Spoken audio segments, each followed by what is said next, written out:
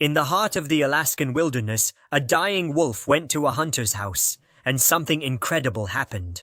Stephen froze in place. He was about 100 yards from his cabin, and the huge Alaskan wolf had come out of the forest. The wolf was between him and the cabin, and he was exposed out in the open, without a rifle or any means to defend himself. But what happened next was something completely unbelievable. On a cold morning a few years ago, Stephen was searching for gold along Cove Creek on the remote Cove Island in southeast Alaska. Stephen loved his life. He was prospecting for gold, made some lucky discoveries, and hunted, but only for food. The rest of the time, he simply lived for the wilderness and its creatures, the rhythm of nature. In this remote place, it resonated with his heartbeat, and he was truly happy. When he emerged from a dense thicket of spruce and hemlock trees, he froze in place. In a swamp no more than 20 steps away, there was a huge Alaska wolf trapped in one of Trapper Andy's traps. Trapper Andy was not a friend of Stephen. He considered trapping to be cruel, no matter how many times he discussed his point of view with Trapper Andy. In the local tavern, the old man was stubborn. He had been a hunter all his life, as had his father and grandfather before him. Trapper Andy was not willing to change his way of life, just because some people from the city asked him to. One time, the argument got so heated that they almost got into a fight. Trapper Andy passed away 2 weeks ago from a heart attack that wasn't entirely unexpected, but his wicked work in the forest continued even after his death. The wolf was confused and scared as Stephen approached. The animal backed away and pulled on the trap's chain. When Stephen got close enough, he saw that the wolf was female and her teeth were full of milk. This meant there was a den of hungry pups nearby. Stephen used all his wilderness survival skills to assess the situation. He estimated that the wolf had been trapped for a maximum of 2 days, which meant her pups were probably still alive. But freeing the wolf wouldn't be easy, and it could be dangerous, as the animal was scared, which made her aggressive. Stephen chose a different approach. He decided to look for the pups first, so he searched the area for tracks that might lead him to the wolf's den. The remaining patches of snow revealed footprints on a trail that circled the swamp. They led him a mile through the forest and up a hill where, at the base of a towering pine tree, something was hiding. He found the den and everything around it was quiet.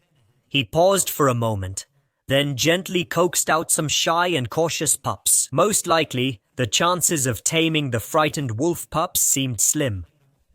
His odds were long, but his experience with wolves in the wild was enough for him to know their habits.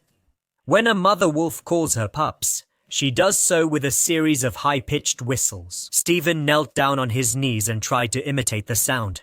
He didn't succeed at first, but he kept trying.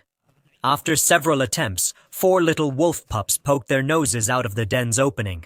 They were only a few weeks old.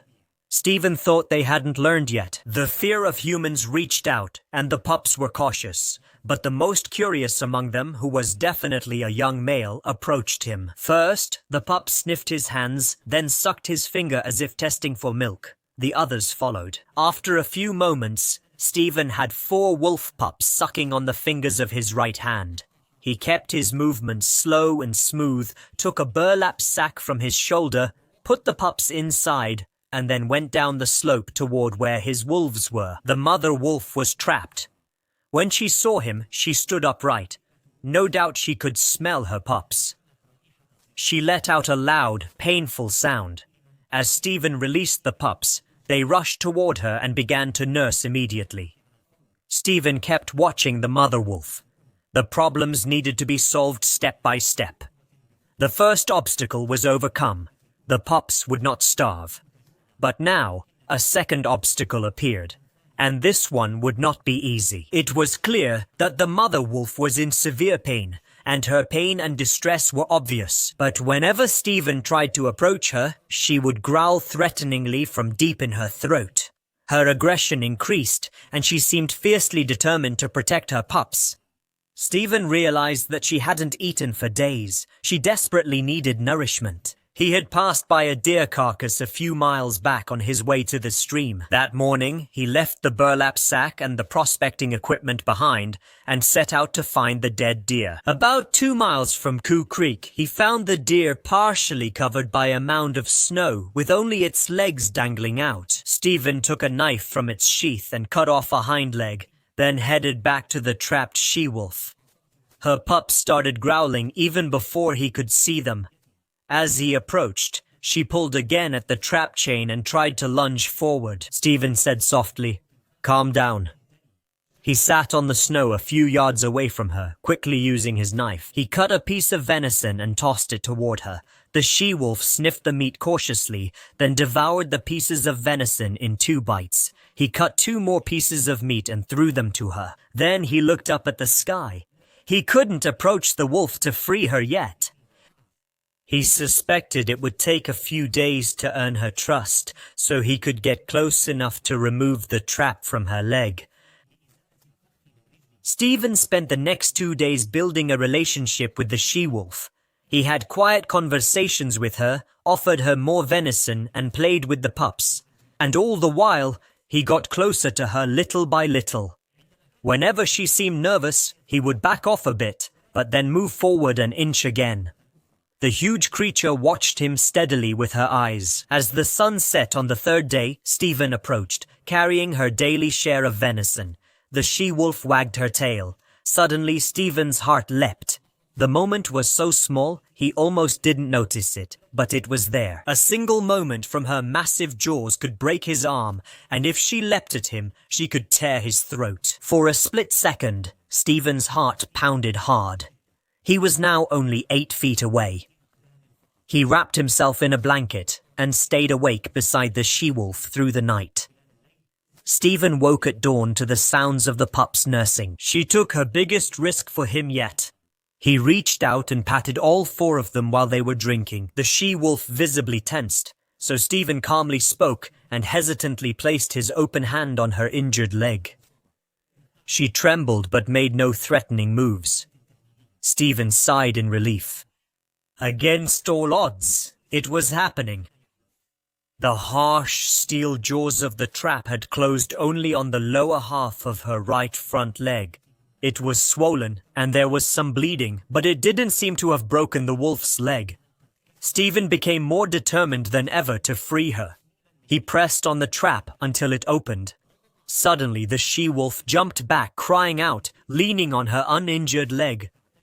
Stephen expected her to gather her pups and disappear into the forest, but she approached him cautiously. The pups were biting around his ankles, and she stood beside him. The she-wolf sniffed his hands and arms, and Stephen didn't dare move. Then she licked his fingers. He felt a connection, and it was strangely natural. 2 years later, life around the co-stream became unbearable for Stephen.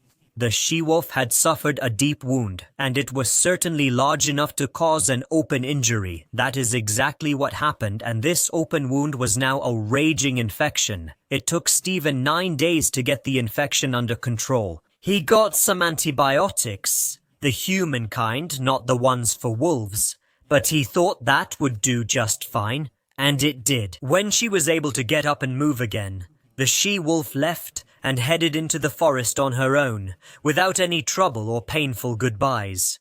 But she changed her territory. She now lived near the cabin. Stephen, he didn't see her every day, but he knew she was there, and that made him happy. Isn't this the kind of story that melts your heart? If you have a story about someone helping a wild animal recover, we'd love to hear it. Tell us in the comments, but for now, we're going to leave.